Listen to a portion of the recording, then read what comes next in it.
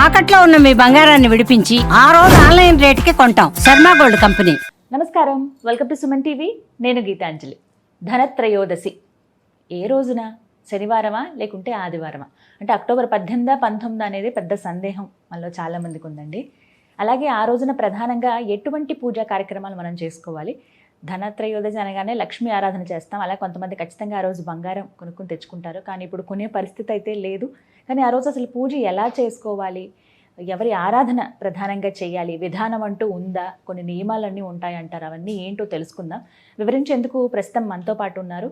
గత 15 సంవత్సరాలుగా 30,000కు పైగా జాతక పరిశీలన చేసి ఎంతోమంది జీవితాల్లో వెలుగులు నింపినటువంటి, అంటే ఒక మార్పును తీసుకొచ్చారు, వారు ఏ విధంగా జీవితంలో బాగుపడతారో తెలియజేసినటువంటి అనుభవం కలిగిన ప్రముఖ జ్యోతిష్యులు బ్రహ్మశ్రీ నందిభట్ల శ్రీహరి శర్మ గురువు గారు మనతో పాటు ఉన్నారండి. వారితో మాట్లాడి ధనత్రయోదశి గురించి పూర్తి వివరాలు తెలుసుకుందాం. గురుగారు నమస్కారం అండి. వాగర్థావివ సంపృక్తౌ వాగర్థ ప్రతిపత్తయే జగతః పితరౌ వందే పార్వతీ పరమేశ్వరౌ. ఆదిత్యాయ చ సోమాయ మంగళాయ బుధాయ చ గురు శుక్ర శనిభ్యశ్చ రాహవే కేతవే నమః. శృంగేరి జగద్గురు పీఠాధిపతులకి, కంచి పీఠాధిపతులకి నమస్కారములు తెలియజేసుకుంటూ కార్యక్రమాన్ని ప్రారంభిద్దాం. గురుగారు, ధనత్రయోదశి ఫస్ట్ డేట్ ఒకటి చాలా సందేహం వచ్చేసిందండి. ఏ రోజున అనేది? శనివారమా లేకుంటే ఆదివారమా అండి? 18, 19? ఈ అక్టోబర్ నెల 18వ తారీఖు 19వ తారీఖు అని చాలామందికి ఈ ధనత్రయోదశికి, దీన్నే ధన్ తేరస్ అని అంటారు. అంటే మన దక్షిణ ప్రాంతంలో ఈ యొక్క విధానం అనేటువంటిది ఆచరణ లేకపోయినా, నార్త్ సైడ్ వాళ్ళు మాత్రం దీన్ని ధన్తేరస్గా చాలా గొప్పగా పండుగ జరుపుకుంటారు. అంటే మనకు శాస్త్ర ప్రకారం కనుక చూసినట్లయితే ఈ ధనత్రయోదశి అనేటువంటిది లక్ష్మీ అమ్మవారు జన్మించినటువంటి రోజుగా చెప్పబడుతుంది. ఈ రోజునే జన్మించినట్టుగా. క్షీరసాగర మథనం నుంచి అమ్మవారు ఉద్భవించింది. అమ్మవారితో పాటుగా చంద్రుడు, ఐరావతము, ఉచ్చైశ్రవము, హాలాహలము, అలాగే ధన్వంతరి అనే ఆయుర్వేద దేవత కూడా ఉద్భవించడం జరిగింది. అందుకనే ఈ సంబంధించినటువంటి త్రయోదశినే ధన్తేరస్ అంటారు. ధన్వంతరి జయంతిగా కూడా పిలుచుకుంటారు. ఇదే రోజున రెండు చేసుకుంటారు. అయితే ఈసారి మన అదృష్టం కొద్దీ శని త్రయోదశి కూడా కలిసి వచ్చింది. అంటే శనివారమే అంటారా? శనివారం. అయితే ఎందుకు శనివారము? సూర్యోదయానికి ద్వాదశి ఉంది, మధ్యాహ్నం తర్వాత నుంచి కదా త్రయోదశి వస్తుంది. మరి త్రయోదశి ఎలా మనము ఈ 18 తారీఖున అని అంటాము ధన్తేరస్ అని అంటే, ఇక్కడ మనకు పంచాంగంలో కనిపించేటువంటి సంబంధించినటువంటి పరిశీలనలో మనకు డైరెక్ట్గా కనబడుతుంది ద్వాదశి శనివారం నాడని. కానీ ఇక్కడ మనం చర్చించుకోవాల్సినటువంటిది ఏంటంటే, శాస్త్రాంతర్గతంగా మనం చర్చించుకోవాలనుకున్నప్పుడు దీపావళి అనే పదం గురించి మనం మొదలు తెలుసుకోవాలి. దీపావళి అనే పండుగ అనాదిగా 5 రోజుల పాటు జరుపుకునేటువంటి పండుగ. తరువాత అలాగే కొన్ని ప్రాంతాల్లో 3 రోజులు జరుపుకుంటారు. 5 రోజులు ఏంటనంటే ధనత్రయోదశి, నరక చతుర్దశి, అమావాస్య, దీపావళి అమావాస్య, బలిపాడ్యమి, భగిని హస్తభోజనం, యమద్వితీయ అని అంటారు. ఈ 5 రోజుల పాటు జరుపుకుంటారు.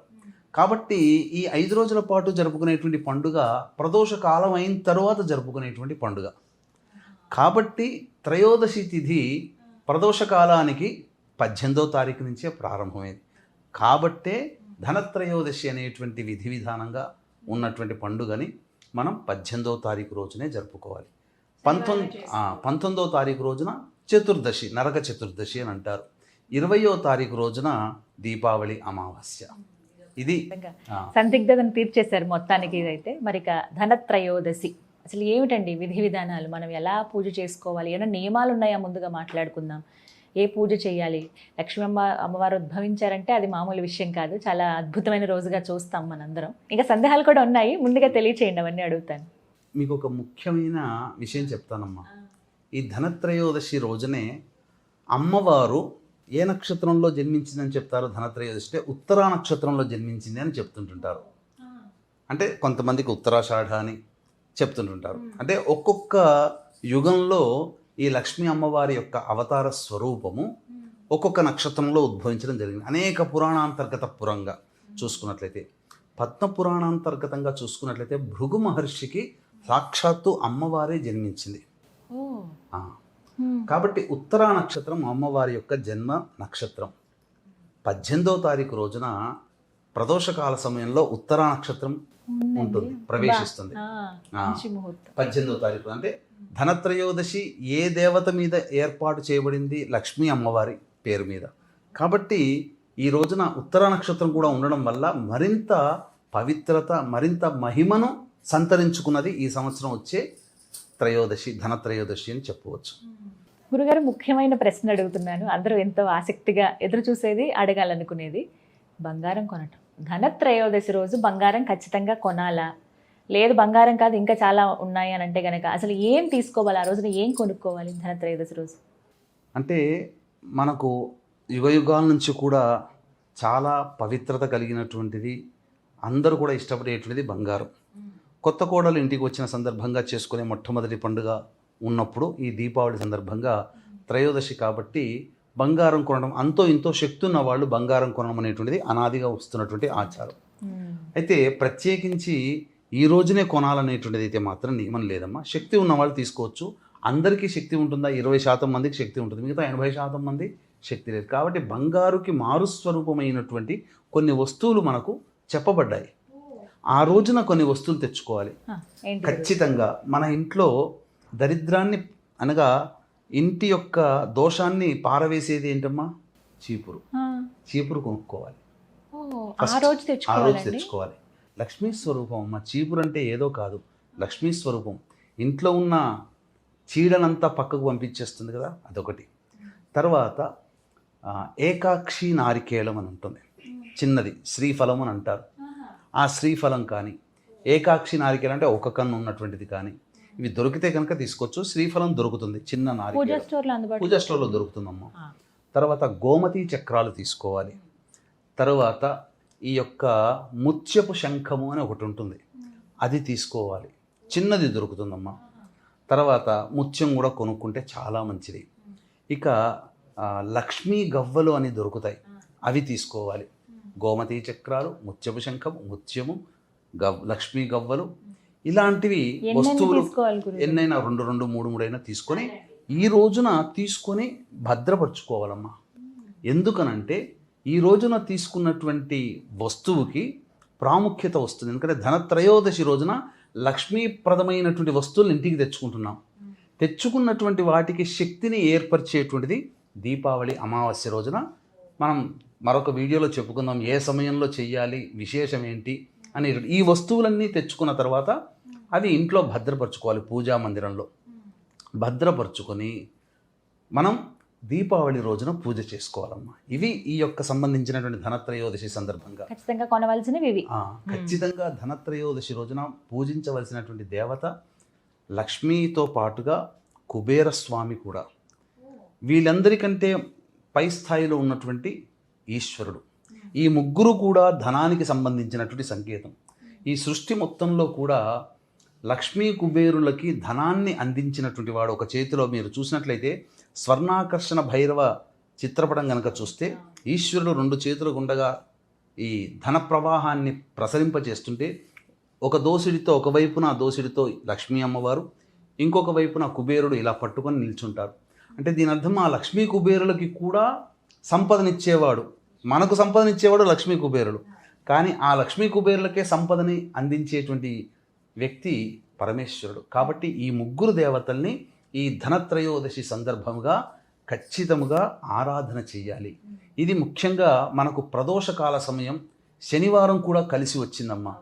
కాబట్టి చాలామంది శని బాధలతో బాధపడేటువంటి వాళ్ళు, ఏలినాడు శని, అష్టమ శని, అర్ధాష్టమ శని, కంటక శని, యోగ శని, దాంపత్య శని, ఇటువంటి రకాల సమస్యలతో బాధపడుతున్నటువంటి వాళ్ళు ముఖ్యంగా ఈ యొక్క సంబంధించినటువంటి ధనత్రయోదశి రోజున ప్రదోషకాల సమయంలో, అనగా సూర్యోదయం నుంచి సూర్యాస్తమయం వరకు ఉపవాస నియమాన్ని పాటించి శనిదోష నివారణ పూజలు కనుక చేసుకుంటే ఖచ్చితంగా వాళ్ళకి ఈశ్వరానుగ్రహం కలుగుతుంది. ఈ యొక్క సందర్భంగా వీక్షించేటువంటి ప్రేక్షకులు కూడా గమనిక, ఈ 18వ తారీఖు రోజున శనివారము ప్రదోషకాలంలో త్రయోదశి తిథి ఉంది. కాబట్టి ఈ పర్వదినాన్ని పురస్కరించుకొని ధనత్రయోదశి, శని త్రయోదశి 2 కూడా అయినటువంటి కారణం చేత ముఖ్యంగా ఈ ధన్వంతరి జయంతి కూడా అయింది. కాబట్టి మన పీఠమాధ్వర్యంలో మేష మిథున కర్కాటక సింహ కన్య వృశ్చిక ధనస్సు కుంభమీన రాశిలో జన్మించిన వారికి శనిదోష నివారణ హోమాలు, అలాగే లక్ష్మీ కుబేర హోమము, ధన్వంతరి హోమము, జాతకరీత్యా ఉన్నటువంటి పలు సమస్యల నివారణకి వివిధ రకాల హోమాదులు జరిపించి కరుంగలి మాల మీకు శక్తిపాతం చేసి ఇవ్వడం జరుగుతుంది.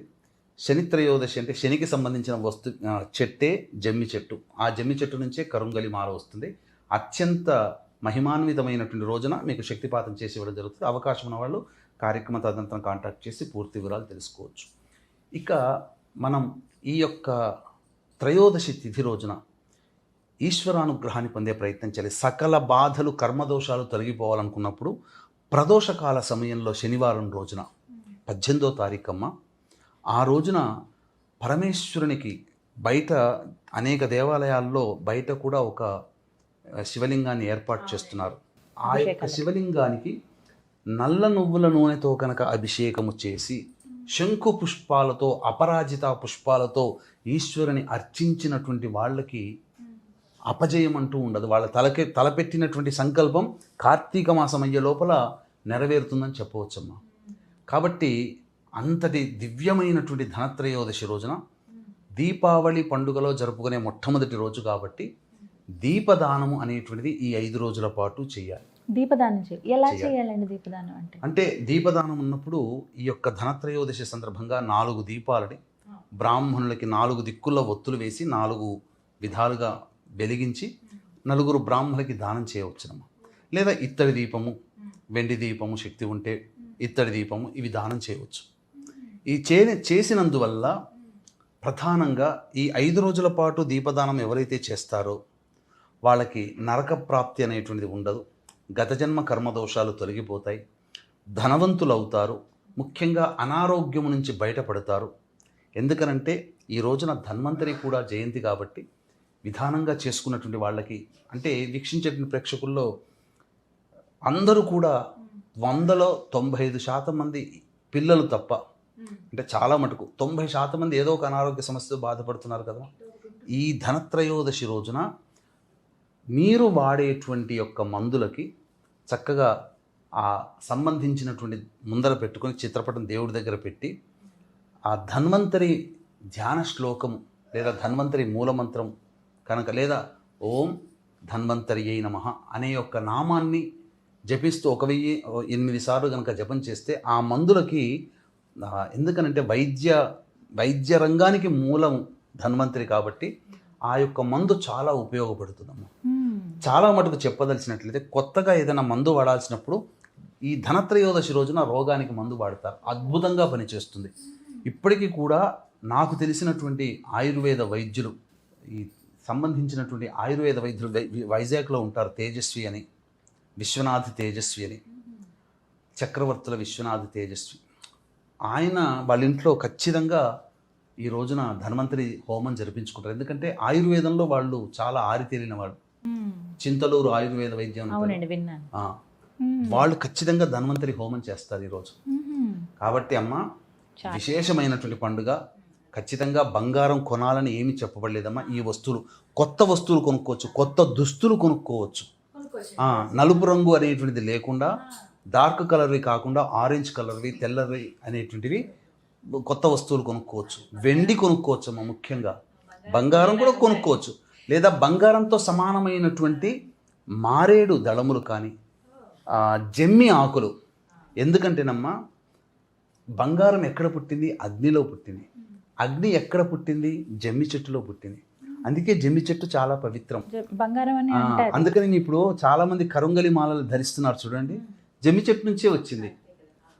మరి అందుకనే నరదృష్టి, నరఘోష అన్ని అత్యంత మహిమాన్వితమైనటువంటిది కాబట్టే ఆ జమ్మి ఆకుల్ని తెచ్చుకొని పెట్టుకున్నా చాలా విశేషం అమ్మా ఈ త్రయోదశి తిథి రోజున, 18వ తారీఖు రోజున.